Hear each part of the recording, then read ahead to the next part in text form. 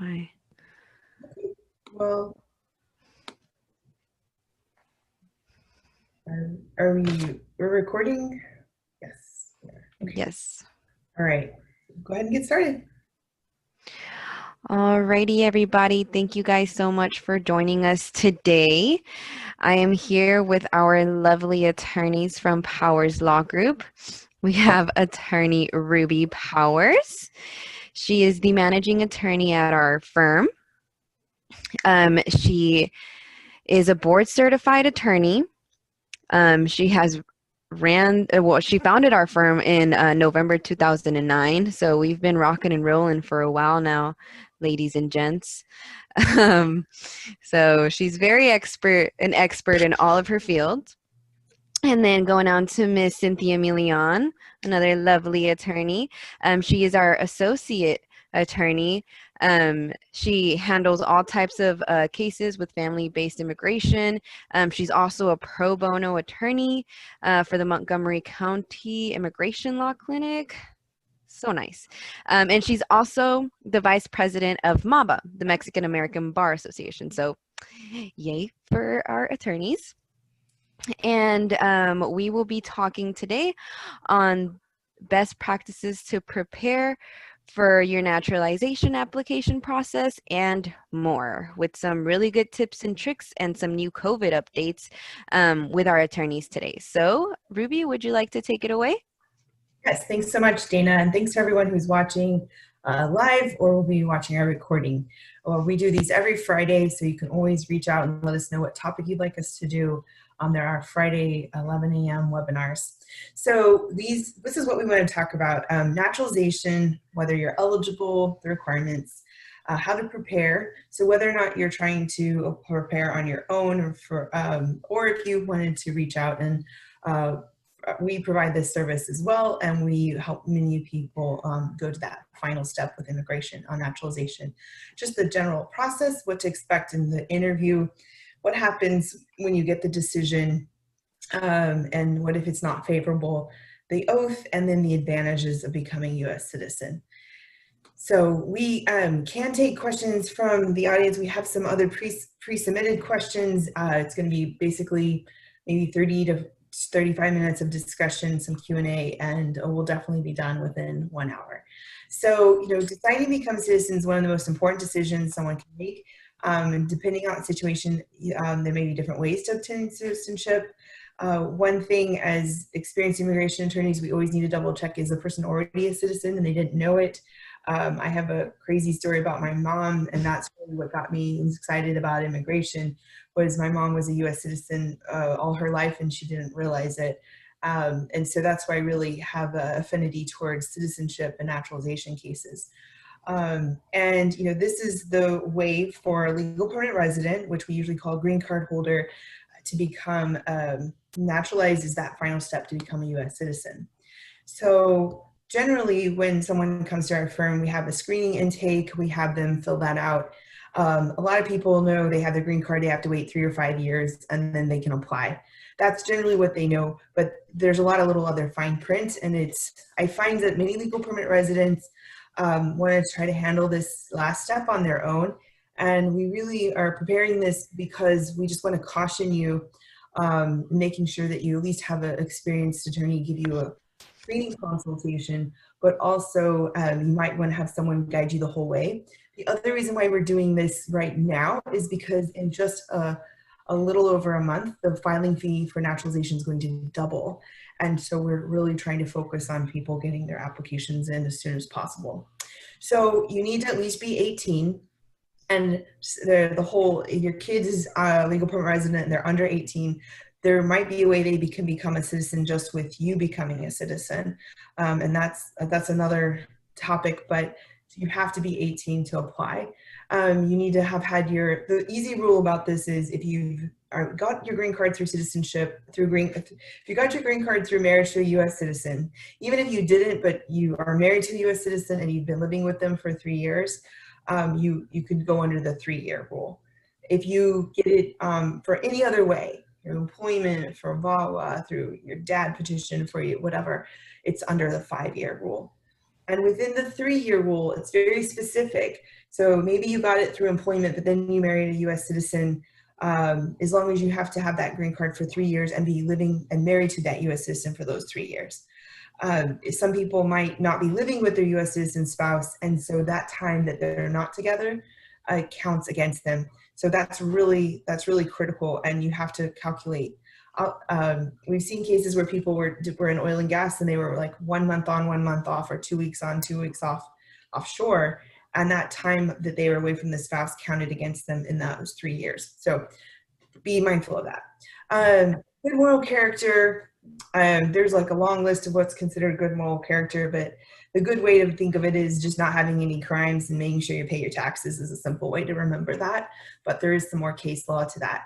Having a basic knowledge of U.S. history, and there's going to be there's 100 questions they can pull from, and they ask you up to 10. As long as you get the majority of them right, then you get to pass go. That you've lived most of the time of those 3 years or 5 years in the U.S., that you've continuous permanent residence, so you didn't abandon your time here in the U.S., and that you live the majority of that time here. And so we get down to, with our expat clients, we get down to the nitty-gritty, adding days. I mean, that's like where I do the most math in my job, is usually when we're having to calculate days for our true frequent flyers. And that you need to have lived in the state you're applying at least 3 months before you apply. So Attorney Milian will continue to elaborate. So if you've been a permanent resident for quite some time and you haven't, mastered, you would say, the English language, then there are some exemptions available to you. There's what they call the 50-20 rule, and that's for a person that's 50 years of age or older and that has been a green card holder or permanent resident for 20 years. Then they don't have to take their exam in English. They can do it in Spanish. And there's another exemption, and that's the 55-15. So that's for a person that is 55 years of age or older and that has been a permanent resident for at least 15 years, then they can also be exempt from the English exam. And there's another one that's not, you don't come across it a lot, but there's another exemption, and it's for a person that's 65 or older, and that has been a permanent resident for 20 years or more. Then not only would they be exempt from the English exam, but there's also a smaller pool of questions that they have to study. So for example, out of the 100 questions, they only have to study 20, and out of those 20, they'll get asked at least 10 questions. So, the thing to remember is that when they ask you those questions, once you get 6 right, then you're good to go. And it's not a multiple choice test. Right. And the questions, you don't have to pay for these questions. They're online, free. And often what would happen is when you did your biometrics or fingerprints, they would give you a little booklet. So you don't have to pay for the questions.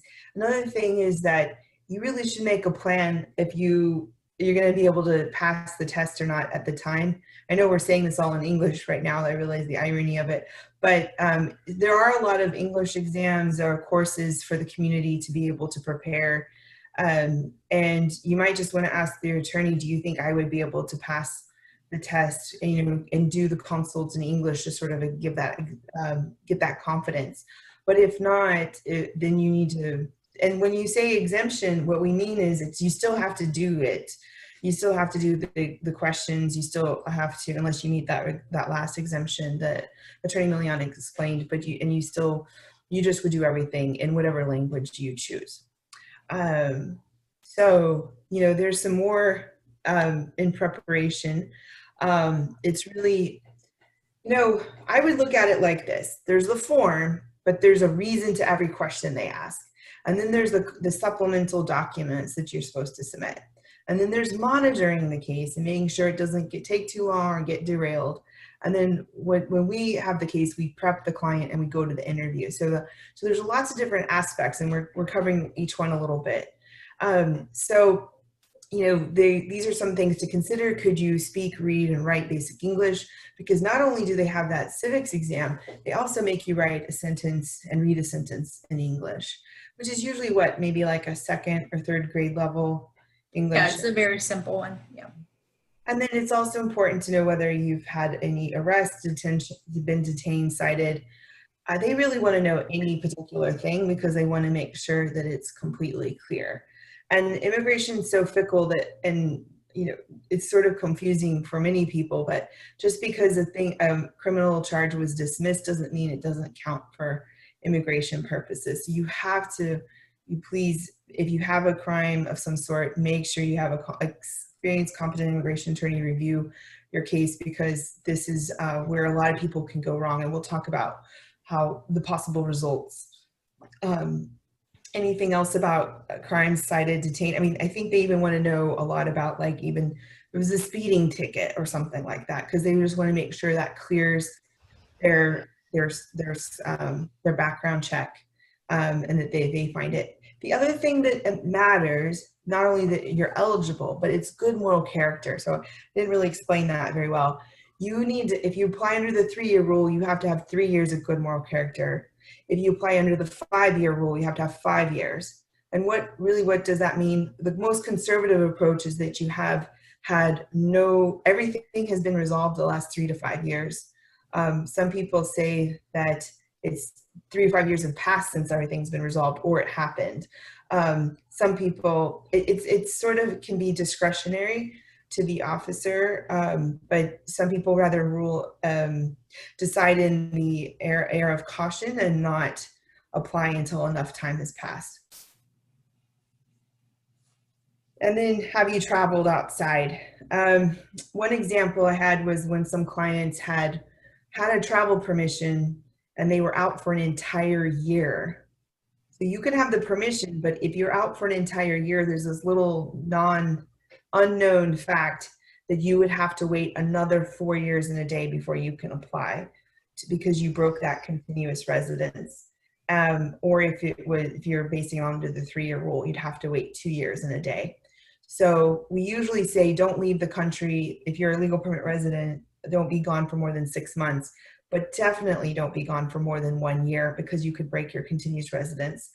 So make sure that you definitely look at that closely. And then taxes are very important. You know, do you owe? Do you have a payment plan? Have you ever failed to file? I don't know, Cynthia, they have like, what, 4 or 5 questions about taxes, it seems like. Yes. Have you ever filed as a non-resident? So there's lots of questions. Do your taxes, catch up on them. They love your taxes, and we usually submit 3 to 5 years of taxes and update them when it gets to the interview. So what are some of the things that we normally include, just to give people an example? Sure. So I just want to go back to something really quick on preparing for your N400.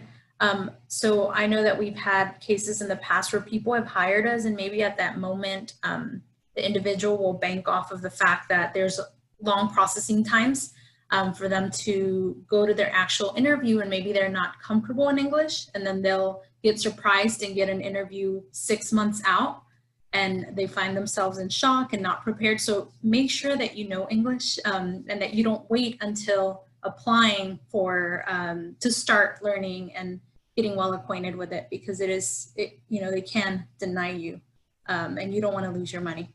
Right, and that goes to, like, you have 2 chances to pass the English or the civics or anything, so with that 1 filing fee, and if you don't do it, then you have to file and wait all over again. Right, yeah, and so in order to file the N400, you're going to need a copy of your permanent resident card that you have. You're also going to need your filing fee. Attorney Powers talked about this, that the fees are going to increase on October 2nd. So they're going to go from $725, that's including the biometrics, to $1,255. So if you are eligible, then you may want to consult with an attorney as soon as possible, because you'd want to file those in the next couple of weeks before the fees increase. You're also going to need passport photos so that they can have that on your record. You're going to need, if you have an attorney representing you, then you file the G28s. Obviously the N400, the application, and if you are wanting a request for change of a name or anything like that, then you have to provide proof on why you are wanting that, whether it's through marriage or if it was a divorce.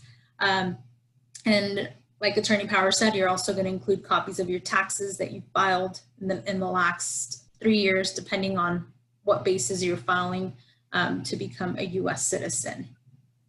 You know, and while we're on this, make sure you tell the truth on everything, from all the marriages you had to all the kids you've had, because if you ever petition for anybody, because I'll tell you a secret. This is probably not your last chance you're going to be interacting with immigration. Once you become a citizen, most of our clients petition for a parent, a brother, a sister, a child, or something like that. So then your documentation will be further reviewed.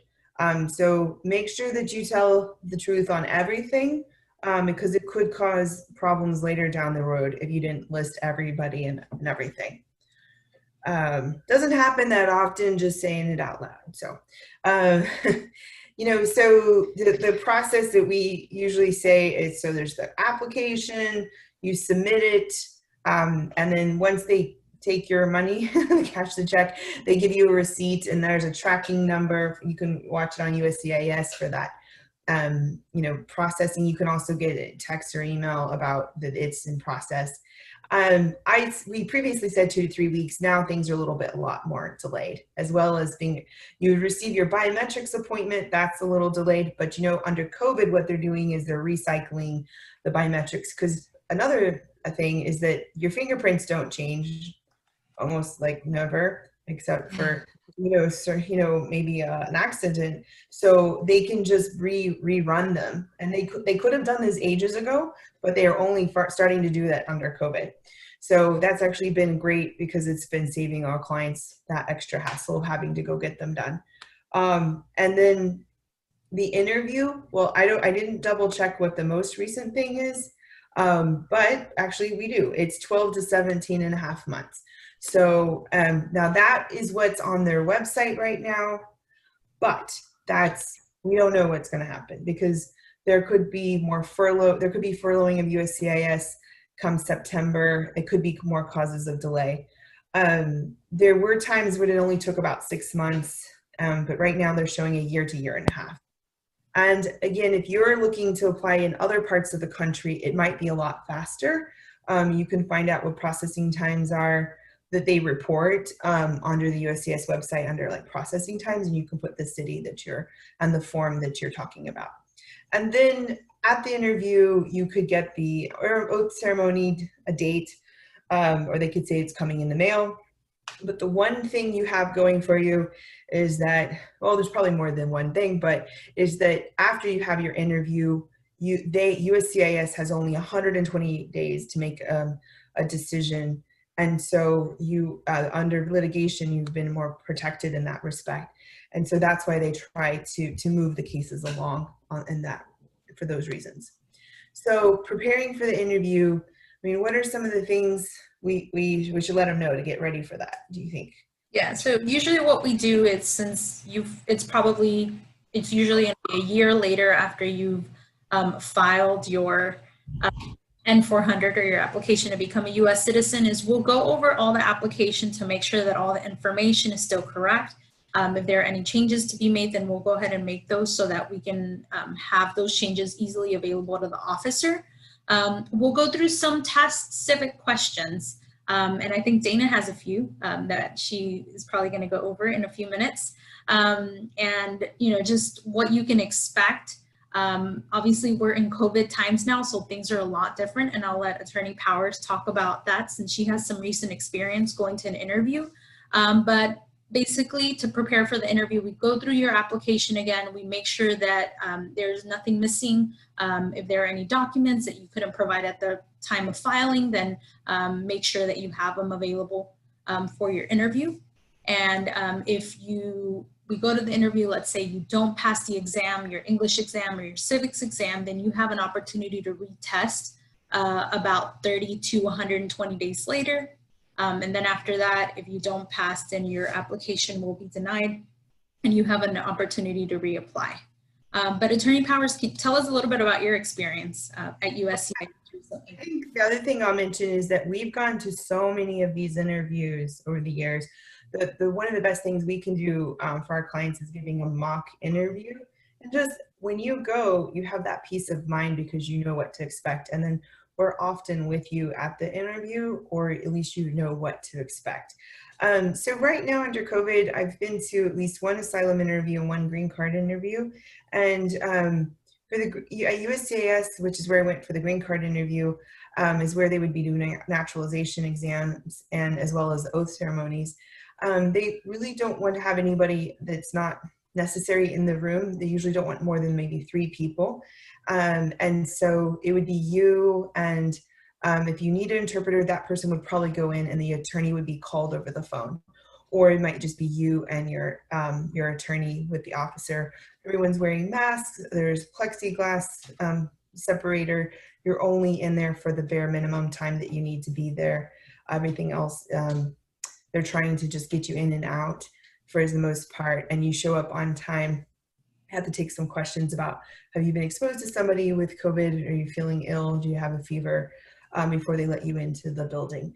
So those are what we've in general seen with USCIS, is that they seem to only be doing reschedules for people who were canceled because of COVID, and maybe expedites, but we're not seeing a lot of rapid movement other than that right now.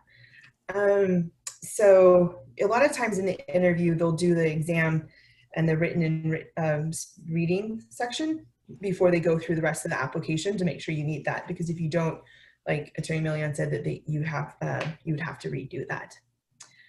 So now, okay, so let's say you go in, you're in there with your attorney or whatever, or on your own if you file it on your own pro se, and then usually what we see is you go in and the officer can give you a pretty good idea. Either your recommended approval, that's usually for when a person has maybe a crime and they need the supervisor to, or a lot of trips, they need a supervisor to okay. Or they'll just say, you're approved, congratulations, and they might have you sit outside. This is the old days, but they would mail you or tell you when the oath ceremony would be so you could be ready for that.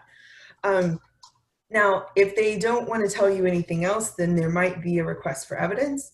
They could say that they might mail it, or they might tell it to you and say, I need you to bring this copy of passport, or this crime, or this payment plan for paying your taxes, or whatever it may be.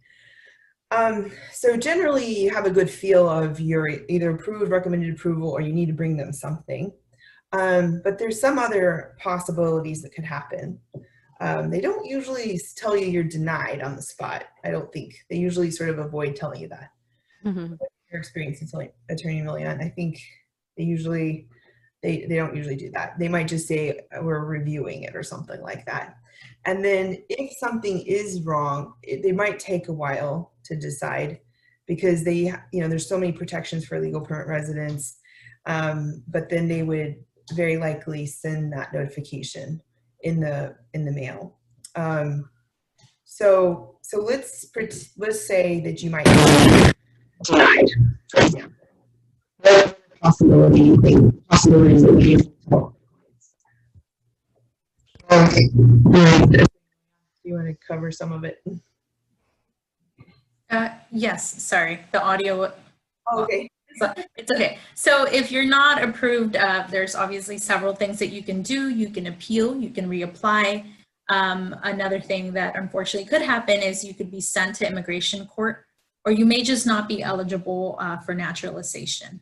But that's not the end. We've had cases where people have applied for naturalization and they've gotten referred to court, maybe because in their application to become permanent residents, they made a mistake. They applied under visa category, maybe under which they weren't available, but there's waivers available. We've been successful in, arguing those cases in court so that then they can go and apply for naturalization. So it's not the end, but you certainly don't want to, get to this point, and that's why it's very important for you to screen first and go with an experienced attorney to ensure that you are eligible for this before applying. That's true. And for the appeal, you have 30 days to file it, and then I forgot off the top of my head, or is it 60? It's not that much time. So you really, if you didn't have an attorney, and you need to go get a second opinion, you want, as soon as you get that, you need to go. I have a feeling it's like the 33 days with the mail date, but it's not a lot of time. So really what you do is it's another form, another filing fee, and you're more or less asking for a second interview, and they're looking at that deficiency of whatever the reasons are that they denied you. And when the chances to reapply later usually would be something like good moral character. Like, for example, if you lied to the government, they might say you need to wait for 5 more years until you have good moral character. So it doesn't mean like you're banned forever. It could just mean that they want you to have 3 to 5 years of good moral character, and they're giving you a date to count from. And like Attorney Millian said about the immigration court, you know, some cases we've been able to really help people. Like I was thinking about that, was the 237A1H waiver. The person received the green card in error to no fault of their own, and then it just continued to go forward. When she got the denial and notice to appear, I mean, she was crushed. This is one of the most recent cases I can think of. But we were able to continue and move really quickly, and we got a grant. And then the great thing about that is you retain your green card date. And so then she was able to apply for naturalization soon after again. But we've also seen some other cases where people had some very strong crimes, and they might have been told by the parole officer, you can travel, but they were only talking about traveling, not about their immigration consequences, and they triggered a bar, or they might have something that happened in their past that they forgot about, or they didn't know how it was resolved.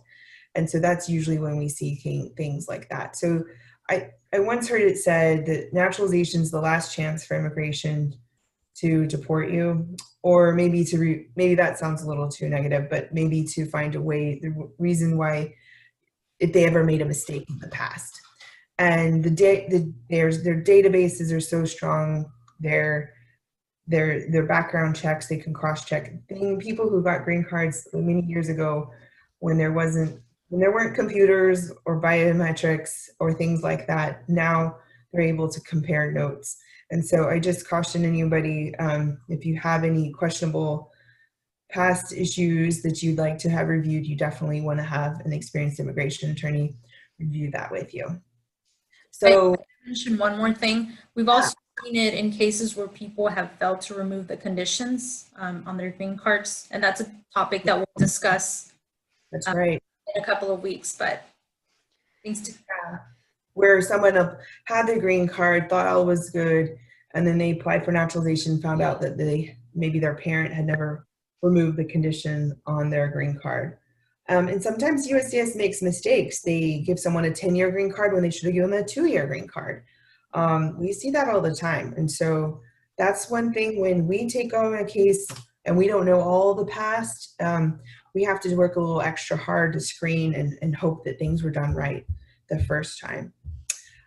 So another key takeaway is, if you are somewhere at this stage, keep a copy of all your applications you've ever submitted to USCIS, because the only other way you can get that is by doing a Freedom of Information Act request with USCIS or a FOIA. And that can take a few months, but you definitely want to have a mirror image of what USCIS has.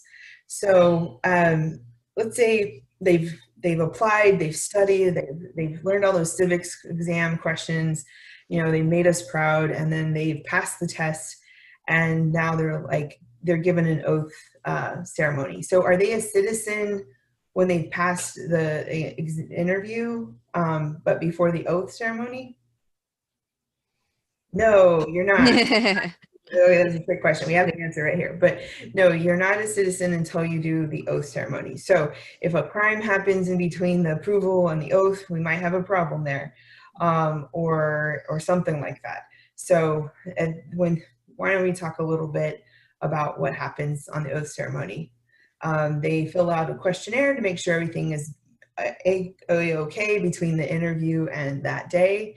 And they want you to report to that ceremony right now. Before, it'd be like a big stadium, and there'd be this inspirational speech by a judge or someone, and then they would have their friends and family come, or at least 4 or 5 people maybe, and they would be there early and all day, and it'd be like a big thing. But now, because of COVID, they're trying to keep it super short and sweet. They have only the immigrant come in by themselves. They can read a little pamphlet, they get the very bare minimum, and then they get their certificates. That's what I've heard. Attorney Leon, is that pretty much what you've heard?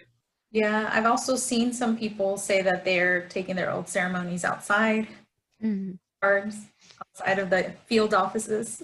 Oh, okay. I mean, it's a great moment, and you'd want to share it with friends and family, but during COVID, we all have to be careful. So I would just say have a citizenship party maybe when you're on, or do something over Zoom, or like everyone drives by and Drive by. or something. But once you did a little questionnaire and you take the oath and you turn in your green card, you receive a certificate of naturalization. Double check everything is correct. A number, your name, this and that, everything you want, because to get another one costs a lot of money, and it says don't copy it, but everybody copies it because that's your proof of citizenship now. So I don't know if we have to talk about the advantages of becoming a citizen. Little known fact is that once you do become a citizen, you need to go tell the Social Security Administration office of your new status, because USCIS doesn't always talk to Social Security. It's a good thing to do. Maybe they've improved that recently, but just so that they know what your status is and not a legal permanent resident. You're eligible to vote. Just like in Texas, for example, you have to register 30 days before the election. So for many people, that would be early October for the big election that's coming up later in this year. But around the country, sometimes you can register the day of. But make sure you do not vote until in a federal election, or most any election, until you are a citizen, because that can have grave consequences. You can petition for a spouse, relative, brother, sister, minor children, siblings. There could be more complications, like if they ever overstayed or have any crimes. But in theory, you have the power to do a lot of that. Some people like it because they can become contractors or employees for the federal government. You can get a U.S. passport. Yay! And I mean, things are a little bit restricted right now under COVID, but pre-COVID, if you had a trip coming up, you could apply in downtown Houston with proof of that trip and pay the expedite fee and get one in almost a week. And then you can live outside the U.S. without having fear of losing your green card. And last but not least, you could run for federal, state elected office. There might just be prevented from running for president, but I think for the most, a lot of other ones you could run for if you wanted to. So just note that when you're a legal permanent resident and a U.S. citizen, you still have tax obligations regardless of where you live. And there are foreign tax exemption opportunities, and there's lots of reciprocity between the countries that you live in. But just note that just because you don't live here doesn't mean you don't owe taxes. So just consult with an expert on that. Actually, just very quickly, for fun, I did want to go through some questions that are asked during the naturalization test. Attorney Cynthia was kind enough to give me some of those questions. So just so you guys get... I hope you chose ones I know the answer to. So yeah, ladies. So I'm going to be the one asking the questions, and then Cynthia or Attorney Bowers can, answer the question, just so you guys get an idea of what these questions may look like, or if you have a family member or a friend who may be a little worried about these questions or a little nervous, well, you can run these questions with them. Take little flashcards and study them at the dinner table. Yeah. So question number 1, what is the supreme law of the land? Constitution? Correct. Yay. Good one. Okay. To support when I became an attorney, right? All right, another question. What is one right or freedom from the First Amendment? So I'd say freedom of speech, freedom of religion. Assembly. Yes, you guys are correct. Bing, bing, bing. I don't know if I had a button, I would ding, ding, ding. Another one. Jeopardy. What is the economic system in the United States? This one, is it A, capitalist economy, or B, market economy? That's a question. Both. I think both. But yeah, I've seen this question actually asked several times. Oh, really? Yeah, so it's a trick question, guys. There's two answers to that one. They're both? Just to keep you guys on your toes. Okay. Prepare this in advance. This is why it's important to prepare in advance. Ask your attorney. Another question. We elect a president for how many years? Going once? 4 years. There we go. Yeah, it's 4 years. You ladies are correct. Yeah. And then last but not least, in what month do we vote for president? November. Yes, in November. You are right once again, Ruby. You might want to look into a law career. Well, you know, the funny thing is, in fact, I was a government major, so I'm like bringing back all of these memories. So I think we learned those back in the day. Well, a lot of the questions, there's also like name, like, was it like rivers in the US or the colonies? There's some other ones. It's like, and who's next in line after the vice president? They'll also ask you who's the US Senator, and each person has 2 US Senators, and who's your congressperson. And that's determined by where you live. So you can always go who represents me on Google and put in your address and find out. You have your local state reps and senators, and then you have your nationwide federal senators and congress people. So, well, wow, we covered a lot of material in just about, almost 40 minutes. So I hope you learned something new. I hope this was helpful. Again, we're always available for consultations. You can reach us at 713-589-2085. What are some of the other ways they can stay in touch with us and find us? Oh, yes, of course. Please feel free to come follow us on all of our social medias, Facebook, LinkedIn, Twitter, Instagram. You guys can even sign up to our newsletters where we, every 2 weeks, we send out a newsletter with immigration updates and what's been going on, maybe speeches that Ruby is going to be in, or upcoming webinars that you guys can join and register for some really good intel, like just now. So yeah, guys, please feel free to follow us on all of our social medias. Again, all of our webinar recordings are going to be uploaded to our YouTube and to our website blog. So yeah, go check it out. Subscribe to our YouTube. I'm adding some bloopers sometimes because, as you guys know, we're not perfect. So we have some bloopers just for some funs and giggles. And yeah. Please feel free to follow us, send us an email at contact@rubypowerslaw if there's a specific topic that you guys want us to talk about or touch on. And again, give us a call if you guys have any questions regarding a specific case of you, a family member, or somebody that you may know. Our attorneys are very well equipped to answer any questions that you guys may have, and even, help you with your case or, your citizenship status. Again, thank you guys for joining us, and feel free to check our website out where our blog, we usually post articles that our attorneys write, and then again, these recordings will be there. Just a bunch of really good stuff, guys. So thank you again for joining us today and for listening to us here. I hope you guys had fun. We sure did have fun.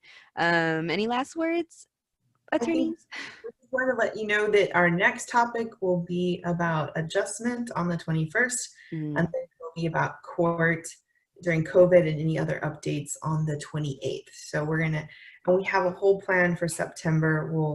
If you receive our newsletter, you'll be getting that, so you can know when to tune in. And then you can also share all these videos with friends and family if they weren't able to watch us live.